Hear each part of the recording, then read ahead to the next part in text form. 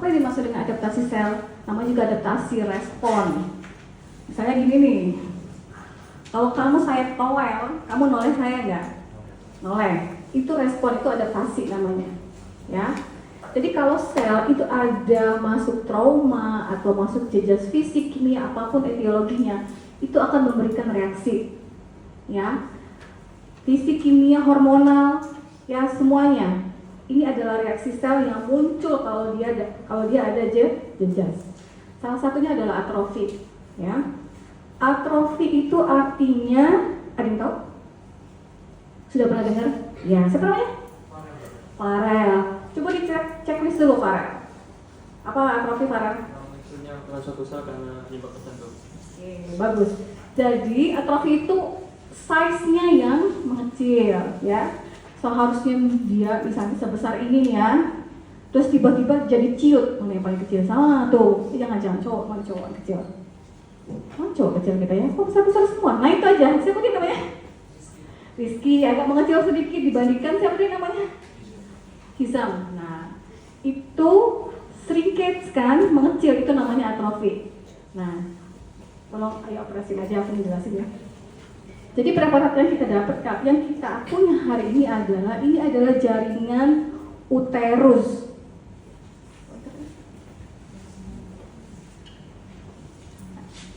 Ini jaringan uterus. Secara normal uterus itu dibagi berapa lapis? Histologi udah kan? Ya, siapa namanya Dek? Adira. Nomor berapa absen? 32. Berapa lapis Adira? Ada endometrium, miotrium, sama ektometrium. Ada lagi yang berpendapat berbeda? Ya, silahkan, siapa namanya? Ada absen berapa?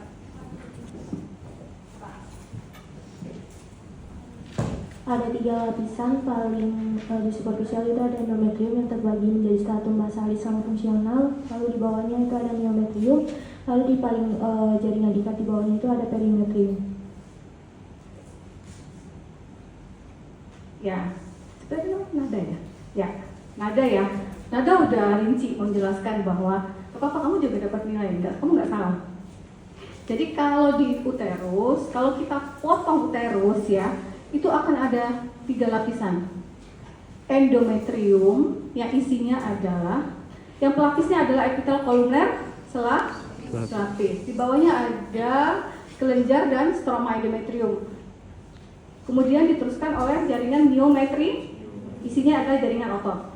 Di bawahnya adalah perimetrium atau tunica serosa. Ya. Nah, kalau pada wanita normal reproduktif itu komposisi antara jaringan endometrium dan jaringan myometrium itu bisa 1:1 atau 2:1. Ya. Karena dia hormonalnya masih aktif kan. Tapi kalau pada wanita usia tua ya, atau wanita-wanita yang mendapatkan terapi hormonal karena kondisi tertentu, itu jaringan endometriumnya itu bisa nipis. Nah, coba dilihat di preparat kita ya. Bisakah Anda mengenali mana perbatasan antara endometrium dan myometrium di sini? Ada nggak yang bisa? Besarin Kak, tolong. Ini jaringan apa? Ada yang bisa membedakan mana sih area endometrium, mana yang myometrium? Ada? Nggak usah takut salah, ditengok aja. Kira-kira ini, oh kayaknya beda deh yang sebelah sini gitu loh, dibandingkan yang sebelah sana. Ada nggak? Ada ke Anda ya, Farel? Bisa lihat.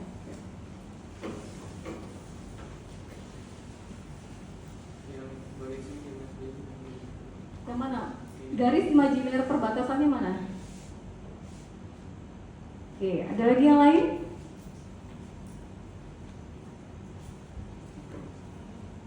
Ada lagi? Farel bilang yang di sini, tapi di sini masih ada jaringan otot nggak Farel?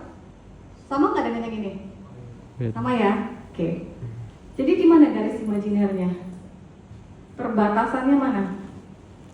Ya. Jadi ini loh perbatasannya nih. Nih. Kalian harus memisahkan mana yang jaringan otot, mana yang bukan. Kan ini jaringan otot. polos ya.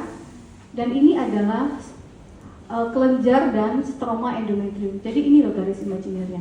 Tetapi kalau si Farel melihat ini, dia nggak akan salah juga karena kan batas antara endometrium dan myometrium itu nggak harus garis lurus ya. Dia akan pasti ada lekuknya gitu ya. Jadi mungkin saja yang kamu lihat ini memang adalah bagian endometrium ya. Nah, jadi ini garis imajinernya pakai pembesaran kecil.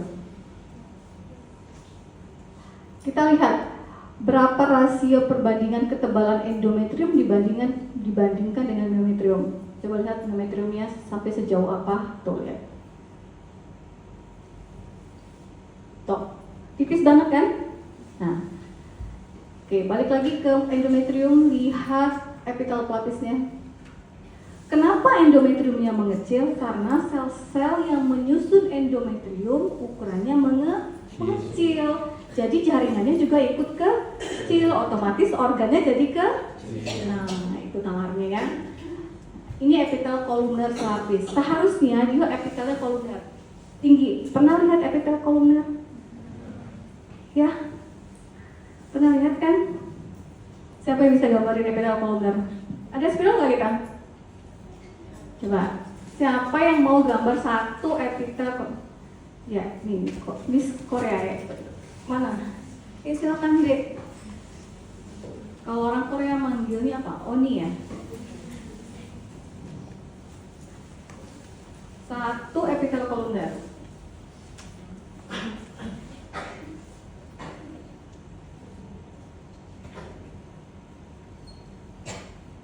Apa itu tengahnya, Dek? Oke. What? Nukleus, ya, oke. Terima kasih. Yang lain ada yang mau gambar lagi? Ya, silakan.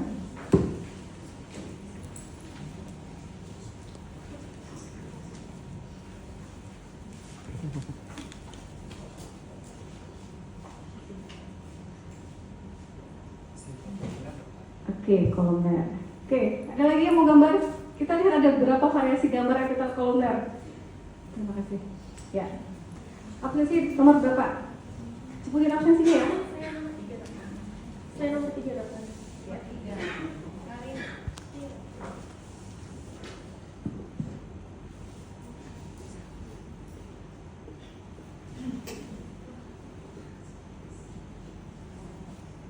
Ya, terima kasih. Ya. Jadi ini nggak salah, bentuknya kolumner memang, ya. Tetapi siapa si adik? Dian. Nah, Dian memberikan intinya bentuknya garis, ya harusnya nggak garis. Tetapi dia sudah tahu, oh ini kalau kolumner intinya itu akan memanjang juga, gitu ya. Yang ini juga nggak salah, sudah bentuk kolumner, tapi intinya dia bulat. Nah, nggak cocok, ya. Yang ini udah tepat, kolumner, ya lebar dan panjang itu ada rasionya 2:1 atau 3:1. Dengan epitelnya biasanya agak di bawah, ya, bisa bulat atau dia bisa memanjang.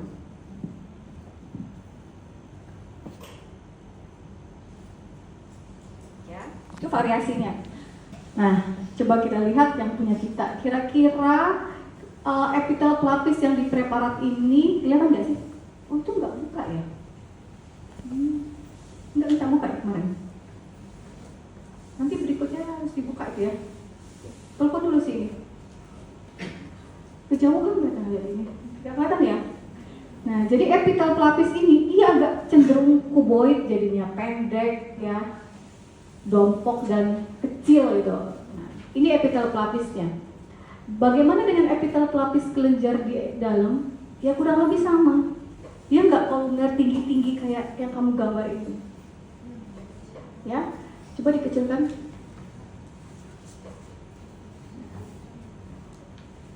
Nah, itu kelenjar, ini kelenjar ya, ini kelenjar endometrium. Kelenjar endometrium, pernah lihat yang normal endometrium? Karena ya, ada berapa fase? Berapa fase normalnya endometrium? Histologi. Endometrium itu ada berapa fase? Ada fase proliferasi, Sekresi, menstruasi. Ya, kalau dia fase proliferasi, kan kelenjarnya itu bulat ya, dan dia agak rapat gitu ya. Endometriumnya agak tebal. Tetapi kalau kita lihat preparat yang di sini, karena sesuatu hal misalnya hormonal changes, dia kelenjarnya jumlahnya nggak banyak. Ya, antara satu kelenjar dengan kelenjar yang lain itu bisa ada jarak 2-3 yang kelenjar. Artinya yang seharusnya bisa terisi 2 kelenjar atau 1 kelenjar ini enggak. Ya. Dia jauh dan size-nya juga kecil-kecil. Tetapi di antara size yang kecil itu ada size kelenjar yang besar-besar lebar. Coba lihat. Nah, seperti yang ini. Ya, ini yang kecil-kecil kan? Nih. Tetapi ada size yang melebar. Kenapa size yang ini melebar kok yang ini kecil? Karena dia kompensate kan. Yang satu nggak kerja, yang satu harus overwork, bener kan? Nah, jadi dia akan melebar kistik. Nah, sekarang kita lihat stroma. Kalau ada kelenjar, ada jaringan, itu ada komponen epitel dan ada komponen stroma. Stroma ini yang mana? Yang ini yang di luar kelenjar. Nah, ya. Sama halnya dengan epitel si pelapis kelenjar, stromanya, sel stroma endometrium juga akan mengalami pengecilan ukuran, ya. Jadi ini yang namanya atrofi endometrium. Oke, next. Ada yang mau ditanya? Jadi atrofi itu size-nya ya. Oke. Lanjut yang hipertrofi dulu. Sekarang saya tanya, hipertrofi. Tadi kan atrofi, sekarang hipertrofi. Hipertrofi apa? Saya lihat yang di sana dulu ya. Siapa namanya, Dek?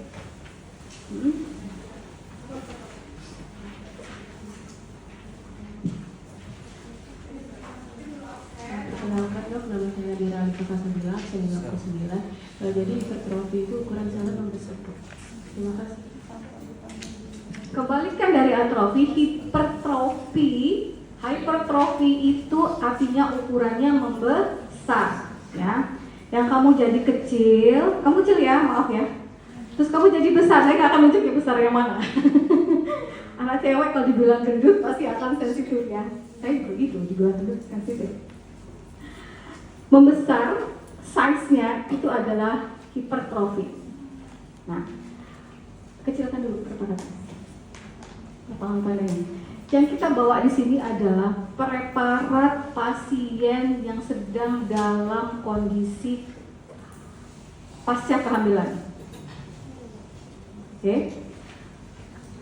Ada yang tahu apa yang nanti ke bawah tuh, nasok. Ada yang tahu ini jaringan apa? Bisa nggak dibesarkan? Ini warnanya gelap. Nah, ada yang tahu ini jaringan apa secara histologis? Ini dari uterus juga. Ayo raise hand. Ini histologi loh. Jaringan apa itu yang ada di layar? Ya, siapa namanya? Hamza, absensi nomor 30. Jaringan apa? Itu jaringan otot polos, dok. Ya. Ini adalah jaringan otot polos. Bandingkan dengan otot polos yang diatrofi. Ingat ya, itu otot polos yang pasien yang lagi pasca hamil ya. Sekarang kita lihat pasien yang atrofi tadi ya.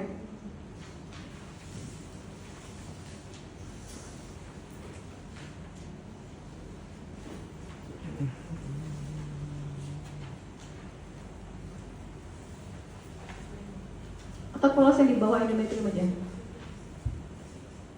Yang pas di perbatasan. Nah ini nih. Nih.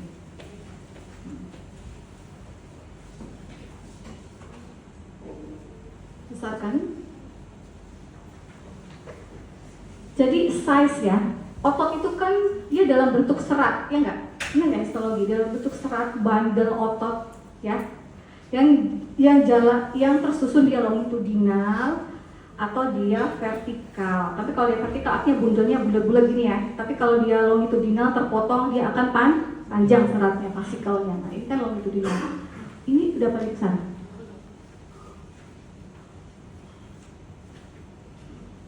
Nah ya, Ini jaringan otot, ini jaringan otot. Ini yang tadi yang saya bilang bundel yang terpotong vertikal, paham nggak? Otot itu kan kayak gini nih seratnya kan.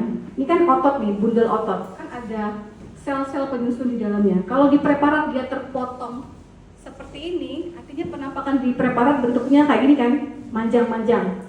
Tetapi kalau dia ternyata di preparat terpotongnya vertikal, nih, kakinya seperti ini, artinya yang terlihat adalah bandel kecilnya kan, ya paham ya? Dan ini adalah pengisi ototnya.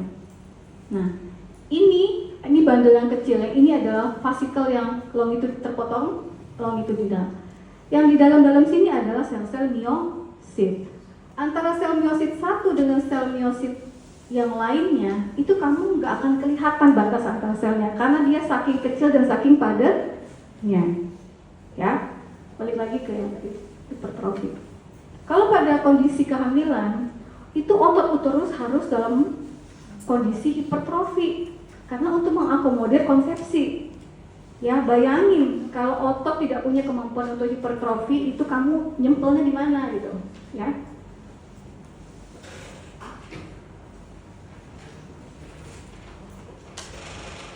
Tolong itu bisa dibikin nggak? Nyambung nggak? Nah ya, besarkan ini udah besar belum? Paling besar. Nah, lihat ya. Antara satu inti, satu sel miosit dengan sel miosit yang lain, itu jaraknya jauh-jauh tadi. Kelihatan nggak? Satu di sini, satu di sana. Kenapa? Karena seratnya akan membesar. Jadi jarak antara satu serat dengan serat yang lain itu pasti kelihatan. Ya. Nah, itu di belakang tuh. Ya. Nih ya. Nih. Ini satu sel miosit. Kamu lihat tuh ketebalannya, diameternya ya. Besar banget ya dibandingkan dengan wanita yang tidak hamil. Nih. Ya. Karena ini selnya membesar, sel otot membesar, artinya jaringan uterusnya akan membesar. Ini pada kondisi kehamilan. Contoh lain itu biasanya kita jumpai pada penyakit yang namanya benign prostate hyperplasia, BPH. Ya. Perempuan bisa BPH nggak? Iya, nggak ada prostat ya. Kalau kamu bilang ada, kamu laki-laki berarti. Ya. Jadi kalau kakek-kakek tua kena penyakit prostat, ya, artinya itu prostatnya membesar, ya. Tetapi prostat membesarnya di situ dia hyperplasia. Terkadang bisa kita jumpai sel-selnya yang ikut hypertrofi, tapi nggak terlalu dominan, ya. Dia dominannya hyperplasia. Nah, jadi ini ya, size membesar. Ada pertanyaan untuk hipertrofi? Next dulu ya. Yuk. Nanti pada saat laporan, saya pengen kamu tuh nunjuk ini loh, hipertrofi, setelan hipertrofi, diameter, batas antar selnya kelihatan gitu loh. Ya. Jangan asal nunjuk tanda panah ini sel otot polos, enggak, bahasa ini lah itu. Ya. Hiperplasia. Nah, sekarang hiperplasia. Ada yang tahu? Siapa namanya? Dia udah tunjuk tangan duluan loh. Izin dokter, saya Amalia absen 60. Hiperplasia merupakan peningkatan jumlah sel. Selnya berlebih. Yang harusnya kamu cuma satu, kamu cloning jadi 2, 3, 4, 5. Nah, itu hiperplasia, ya. Preparat yang kita kasih ini adalah preparatnya prostat. Ya. Ada yang tahu? Kenapa saya bilang ini pasti prostat? Saya tentang histologi nih pasti. Karena PA itu nggak akan bisa kamu ngerti kalau kamu nggak tahu histologinya. Saya tanya, saya yakin ini prostat. Nah, kira-kira apa yang membuat saya yakin bahwa ini memang jaringan prostat? Dari itu aja tuh. Apa? Ada satu ciri khas di jaringan ini yang tempat lain tuh nggak punya. Gitu. Ada kan? Yo, ini prostat loh, saya yakin loh ini prostat, bukan endometrium, bukan endocervix, karena sama-sama gland, epitel kolumner, Apa? Ya, siapa namanya? Nashwa. Sentra apa?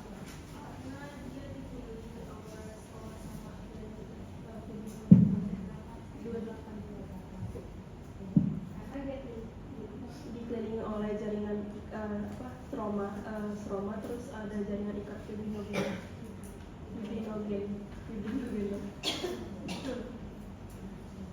Belum. Semua jaringan sama kayak gitu.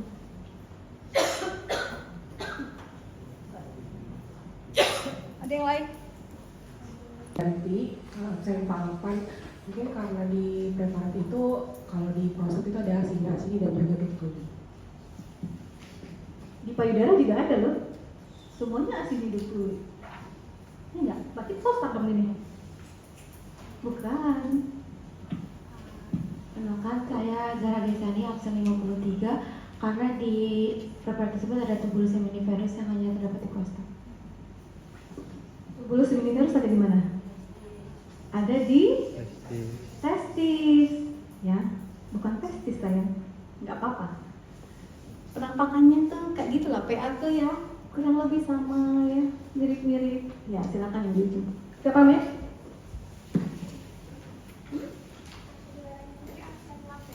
Yang 15.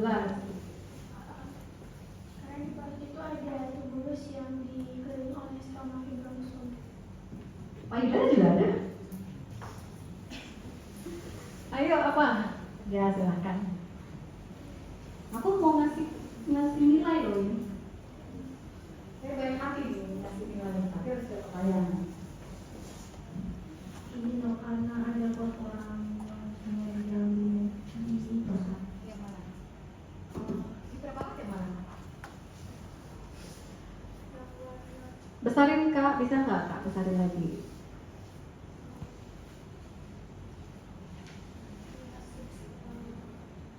Yang mana? Yang mana?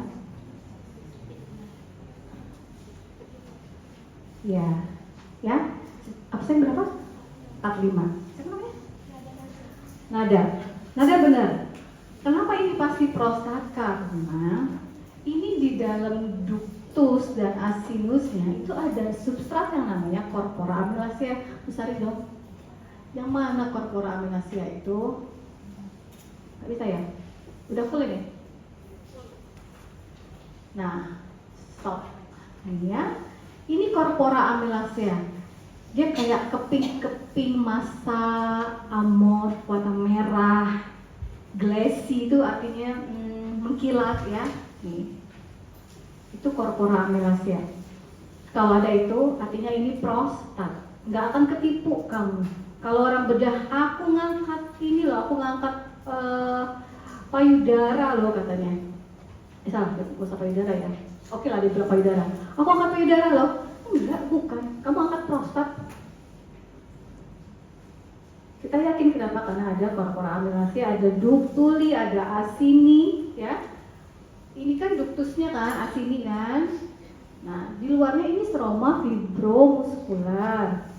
Di dalamnya ada corpora amylacea. Ini adalah prostat. Silakan. Nah, kalau pada benign prostat hyperplasia artinya prostatnya besar. Kalau prostatnya besar artinya selnya banyak. Kalau sel epitel pelapis ductus atau asininya banyak artinya size dari kelenjarnya, ductuli asininya akan membesar ya, dan dia akan memperbanyak diri. Nah, kenapa di sini ini sudah paling kecil dulu ya. Jadi kalau pada prostat yang hyperplasia itu akan kamu lihat ductuli asini itu akan proliferasi, artinya itu akan memperbanyak jumlahnya ya. Susunannya akan dempet-dempetan, back to back ya. Kemudian epitel pelapisnya, besarkan epitel pelapisnya. Epitel pelapis ductus dan asininya itu juga akan membesar ya tuh. Dan dia akan hiperplasia. Artinya yang harusnya satu lapis berjejer rapi kayak pagar, dia akan memperbanyak diri. Jadi bisa 2 lapis ya, bisa 3 lapis, 4 lapis, atau bahkan dia menutupi lumennya. itu hiperplasia. Tidak hanya ini, stromanya pun akan mengalami hiperplasia dan memperbanyak diri. Ya, itu namanya benign prostat hyperplasia. Kecil kan? Ini contoh prostat. Kalau pada perempuan itu pada jaringan endometrium ada lesi yang namanya hiperplasia endometrium. Jadi kalau pada hiperplasia endometrium, apa yang terjadi yang tampak akan terlihat? Tadi kan atrofi itu endometriumnya, sekarang endometriumnya hiperplasia. Apa yang tampak? Apa yang tampak? Ya pasti udah jelasin tadi. Kalau hiperplasia prostat itu selnya akan banyak, jaringannya akan banyak, akan menjadi membesar. Nah sekarang kalau hiperplasia endometrium artinya, ya siapa namanya? Ya, jadi gimana? Kalau pada hiperplasia endometrium artinya yang kamu temukan adalah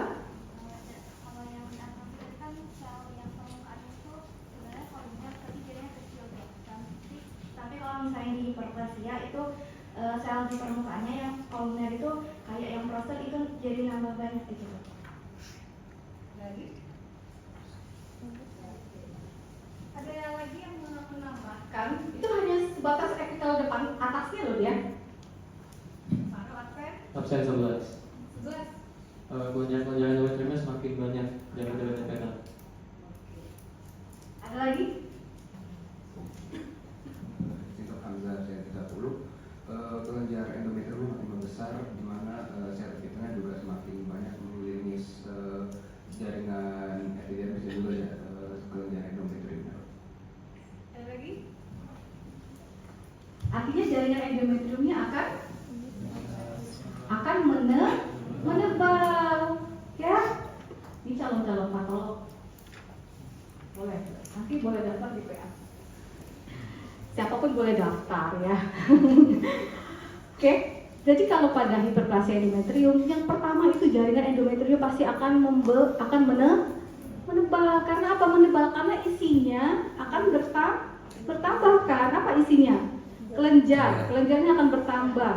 Karena bertambah kenapa? Karena epitel pelapisnya juga bertambah.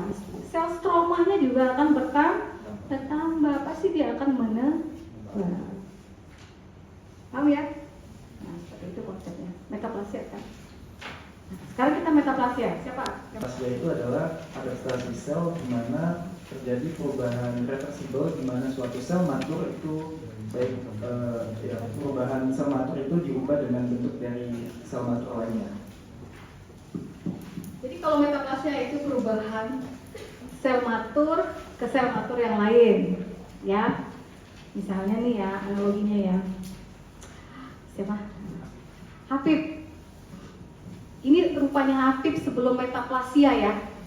Terus dia karena ada trauma, karena ada jejas, kemudian dia beradaptasi dengan metaplasia. Dia jadi siapa? Jadi si ini nih. Siapa namanya? Dira. Perubahan sel matur satu ke sel matur lain. Ya. Kalau Habib ini epitel kolumner, ya. Terus dia berubah jadi dira yang epitel squamosa, itu namanya metaplasia squamosa. Nah, paham? Jadi bukan dia berubah dia loh. Enggak, itu bukan metaplasia. Habib berubah jadi dira, itu metaplasia. Karena kan jenis epitelnya harus beda. Yang sering kita jumpai proses metaplasia itu adalah pada serviks. Ya, semua perempuan itu pasti akan mengalami metaplasia pada endoserviknya, terutama wanita reproduktif. Jadi seharusnya, nah kita kuis lagi ini. Kira-kira menurut Anda ini jaringan apa? Serviks dulu deh. Serviks dibagi berapa? Histologi. Kenapa namanya Visual Parameter absen 24 untuk endoservis itu epitelnya epitel squamous non keratin. Epitel squamous kompleks non keratinizing. Non keratinizing itu maksudnya di atasnya tuh nggak ada keratin, ya tau ya. Endoservik, nah mata saya kesini, mohon maaf. Izin dokter, endoservik epitel simpel kolumner. Absen 50 ya. Akilang. Endocervix itu epitel pelapisnya adalah epitel kolumner. Sekretori, kenapa dibilang sekretori? Karena dia menghasilkan musim, ya enggak? Lendir itu musim, yang menghasilkan lendir itu adalah endocervix. Sekarang saya tanya, jaringan yang kamu lihat di preparat ini jaringan apa? Ya, dia sendirian. Izin dokter, kalau di preparat itu endocervix Kenapa? Karena bagian luar ada bagian luar yang mana? sama Yang mana ya? Ya, yang mana? di samping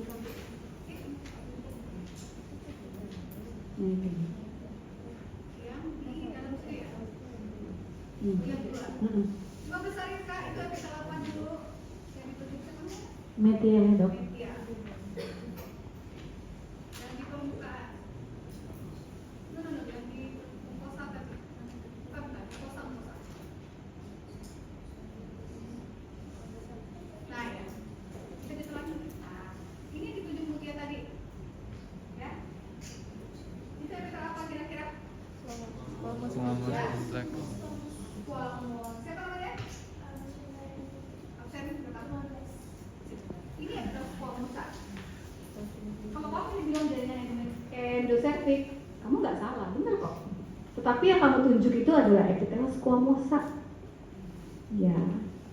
Jadi kira-kira ini bukan kira-kira. Jadi ini adalah jaringan endocervix. Penjelasannya kenapa epitel squamosa? Ya kan? Kan harusnya di epitel kolumner sekretori selapis. Kenapa dia jadi squamosa? Karena dia mengalami metaplasia. Nah, ya itu jawabnya. Coba lihat epitel kolumner sekretori selapisnya. T-zone-nya mana T-zone-nya? Jadi di cervix itu ada yang namanya area T-zone ya, peralihan antara endopelapis kolumner sekretori dengan squamous, ya itu namanya T-zone. Nah, area itulah yang paling sering mengalami metaplasia. Area inilah yang paling sering mengalami perubahan ke arah keganasan kanker cervix. Jadi kalau pap smear yang harus diambil itu adalah area T-zone, bukan ini. Kecilkan dulu, nggak bisa kalau langsung besar ya.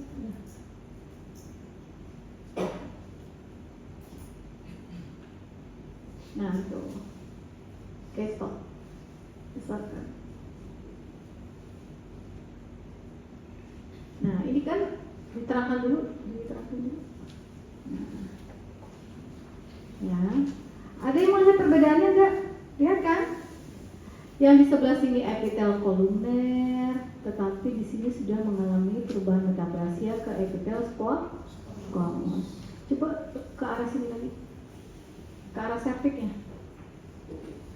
Oke, nah ini kan cervix nih, ya. Kolumner selapis sekretori, ada yang biru-biru kan, sitoplasmanya kan musim. Terus jalan kalian ke arah squamous tadi. Nah ini kan cervix ya.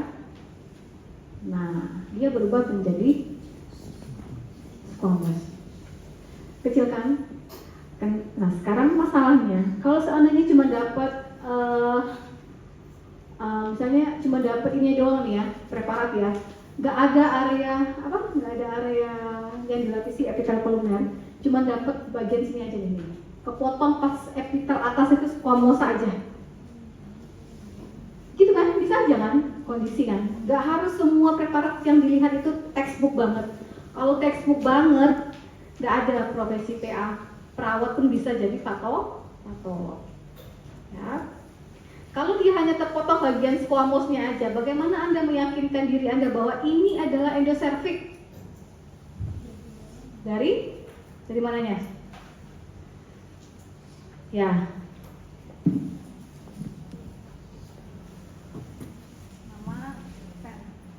Izin perkenalan saya Darwa, saya Mbak Ima. Itu kalau endocervix tadi karena dia menghasilkan musim, jadi ada glandula-glandulanya.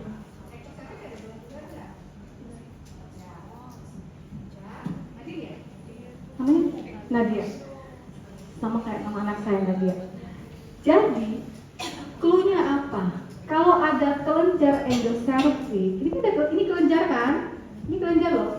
Ya, bentukan seperti itu kelenjar. Kalau ada kelenjar di bawah epitel mukosa ini, ya, artinya ini adalah endoservix, apapun epitel pelapis atasnya. Kan bisa aja nanti ujian, ya nggak?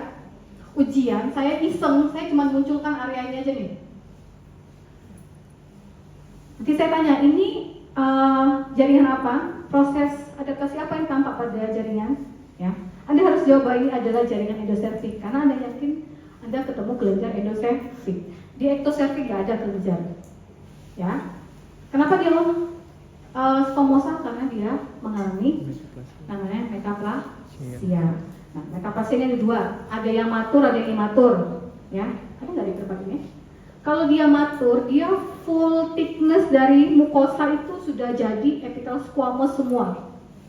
Tapi kalau dia imatur, dia full thickness itu masih ada yang kolumner sekretoidnya di atas, ya, atau di sedikit-sedikit 1-2 sel, atau bisa banyak. Tapi di bawahnya itu dia ada yang berubah sudah jadi squamosa. Belum, nggak ada ya di sini. Imatur metaplasia.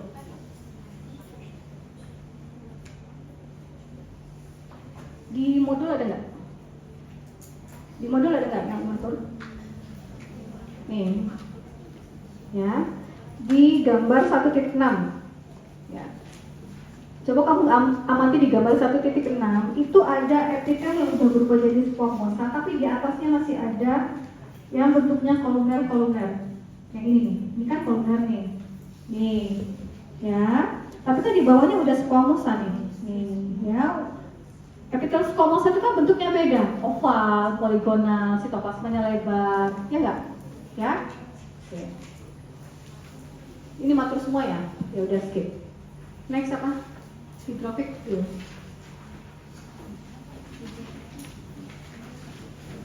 Nah, ini adalah hydrophic changes. Sesuai namanya hydrophic, artinya terjadi apa? Retensi cairan, ya. Kalau dia terjadi retensi cairan, artinya apa yang terjadi dengan jaringannya? Ayo, kamu tadi cuci tangan ya. Saya tanya nih, kalau seandainya terjadi retensi cairan, artinya jaringannya besar atau besar? Besar. Siapa namanya? Cleo absen 21. Wah, Cleo dibantu teman-temannya membesar. Dia nyusul aja di belakang. Membesar. Ya, kalau kamu minum terus, ya, kalau kamu direndam sama air, pasti akan menggelembung, ya, seperti inilah, ya. Ada yang tahu ini preparat apa? Yang ini apa? Apa itu? Struktur apa itu? Ini adalah hasil kuretase dari wanita yang hamil. Jadi ini sisa plasenta. Nah, komponen apa ini? Ya,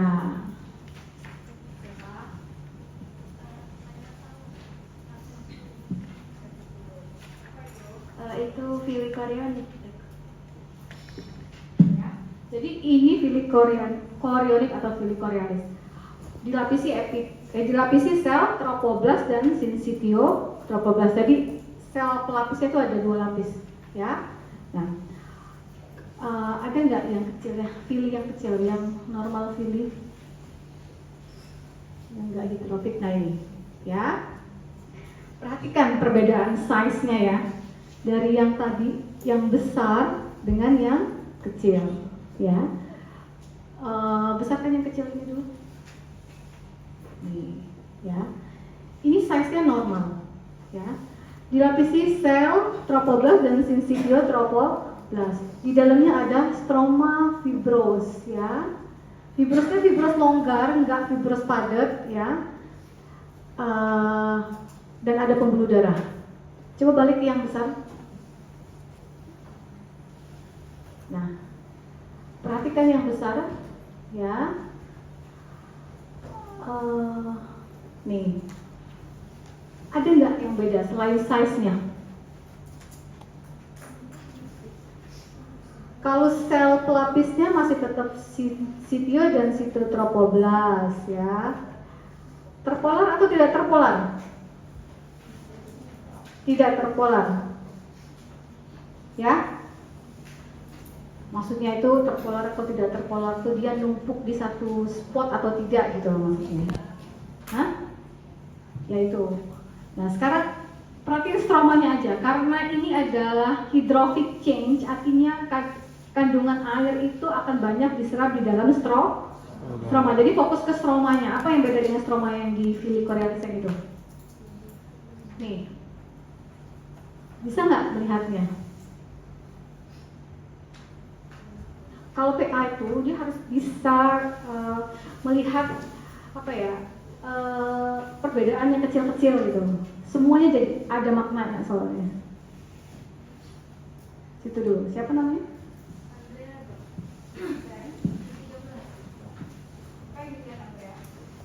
Kalau menurut saya mungkin itunya lebih pucat gitu dok, warnanya hilang gitu, lebih pucat.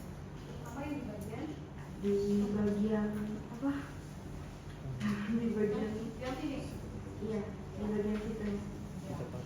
Iya, karena semakin banyak yang masuk, air yang masuk, stromanya akan semakin longgar. Kalau dia semakin longgar, artinya itu di preparat itu akan semakin pucat warnanya. Apalagi ada area yang ini nih, yang tengah kosong ini, kosong kan? Dibandingkan stroma di sekitarnya, ya pucat juga, tapi yang di tengah lebih pucat. Itu namanya sisternik. Karena kandungan air yang paling banyak ada di dalam kolam ini loh, itu kolamnya. Kalau saya bilang itu kolam sisternik, kolam renang di dalam Filicorealis. Nah itu sisternik namanya. Saking beratnya perubahan hidrofik yang dialami oleh si Filicorealis. Coba lihat yang lain. Nah, lihat tuh kolamnya sebesar itu, ya, dapatlah 10 km bolak-balik gitu. Kalau kamu berenang, kalau kamu jadinya selnya, ya. Jadi inilah yang terjadi pada kondisi mola hidratidosa. Jadi mola hidratidosa itu suatu kelainan gestasional yang terjadi, yang lesi patologisnya pada plasenta. Ya, ada trias mola sebenarnya. Nanti kamu pelajari pada saat klinisi, ya. Tapi pada gambaran PA-nya yang kamu lihat terutama adalah size dari Filicorealis, ya. Filicorealisnya dilapisi sel sito dan sinsitio. Yang tadi yang katanya terpolar atau tidak terpolar, kemudian satu lagi adalah bentukan sisternik. Ya, itu clue pentingnya. Yang lainnya clue-clue tambahan. Berikutnya, dua lagi kan? Fatty chain. Fatty itu apa? Lemak, ya.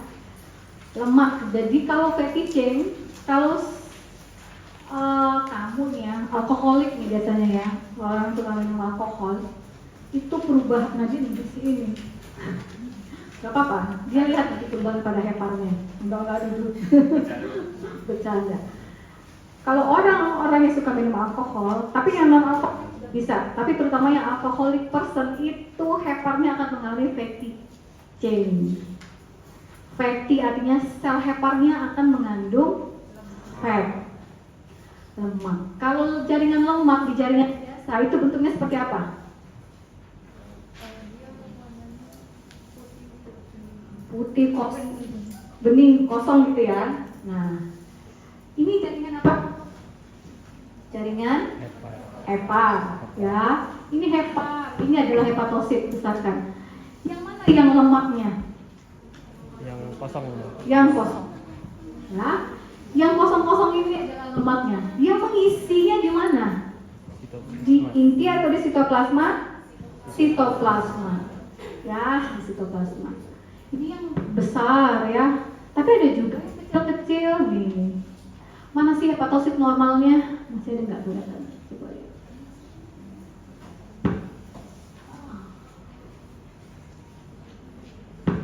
Ini fatty berat ini.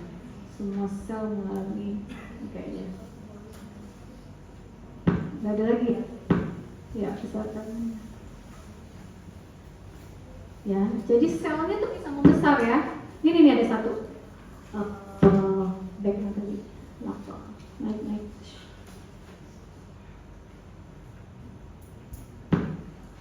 Ya bisa kan?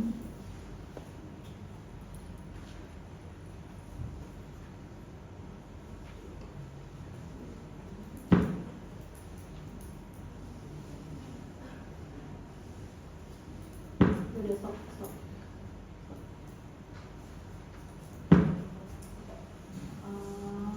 Ya, ini sudah mengalami perubahan fatty change semua ya. Nih ya. Kalau sel normal itu sitoplasmanya warnanya merah, eosinofilik. Tapi karena ini kan udah jernih semua, udah terisi sama fat semua. Nah, ya. Ini sel hepatosit satu itu apa ya bunyi cok dong. Jadi ini adalah hepar yang mengalami perubahan fatty chain namanya ya. Fatty, ingatlah fatty, berarti lemak kulitnya. Lemak ya warna putih, nggak kelihatan transparan. Kenapa? Karena pada saat proses pembuatan preparat itu kan ada step-stepnya tuh, ya panjang tuh. Membuat satu preparat ini, kamu pikir dalam waktu sedetik? Enggak, 3 hari loh buatnya.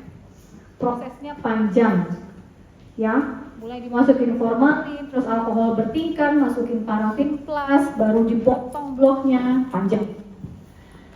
Pada saat proses itulah alkohol itu akan larut di dalam alkohol, makanya dia nggak terwarnai, ya makanya dia jernih, ya. Oke, next, terakhir ya. Kita sampai jam berapa? Masih lama ya. Ini ada apa hialin sih? Panggil teknisinya aja. Panggil teknisinya. Hialin C ini kalau tadi kan fatty lemak, sekarang hialin C berarti apa? Hialin, perubahan hialin ya kan? Hialin itu kalau secara apa ya mikroskopis itu warnanya akan merah. Hialin itu merah, ya merah mengkilat ya. Itu hialin. Nggak ada hialin yang warnanya putih jernih pucat, nggak ada. Hialin itu pasti dia akan merah terang ya, karena dia menyerap menyerap pewarnaan hematoksin eosin itu lebih kuat ya, lebih banyak. Nah, ini adalah organ ginjal. Kenapa taunya ginjal? Yang mana glomerulus? Situ tuh. Yang lainnya? Padahal udah kebanyakan, nanti overload.